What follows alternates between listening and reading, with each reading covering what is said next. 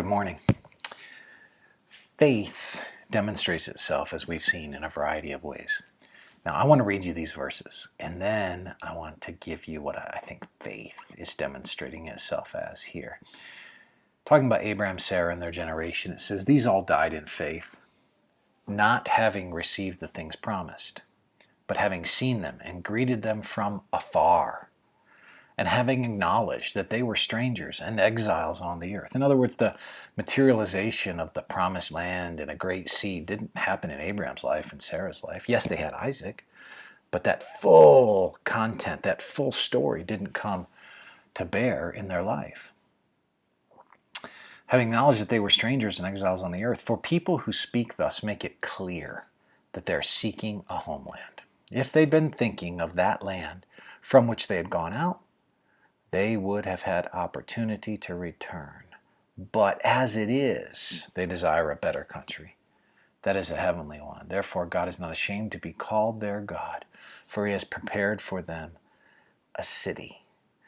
I want you to notice in verse 15, if they had been thinking of that land from which they'd gone out, they would have had opportunity to return. My life verse is Luke 9:62. It says, "No one who puts their hand to the plow and looks back is fit for service in the kingdom of God." That verse is about a couple of things. One is faith is inimical to, or over against, or opposite the idea of regret.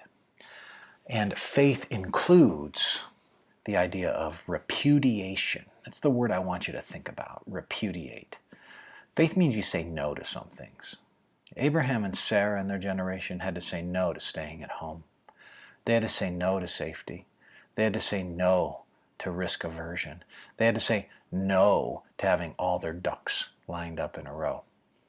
They had to say yes to something unknown.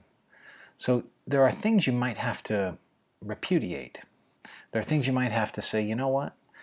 This world is defining me a little too much. I want to give you just a few observations that you're too defined by the world when these things are true of you. Number one, when things begin to matter to you more than God does.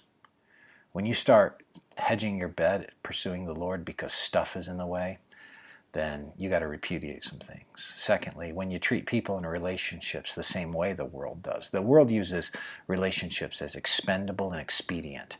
That's not how a Christian does. And you might need to repudiate some things to get your relationships in line because your agenda is taking over your friendships and your fellowships. And third, when you begin to define yourself by what others say rather than what God does. You got to repudiate, because you have to repudiate what? Well, you got to repudiate having the world as your source of identity.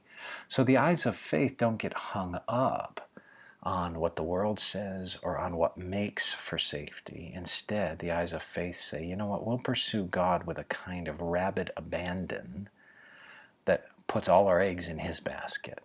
I'd like you to think about that today. Pray through that.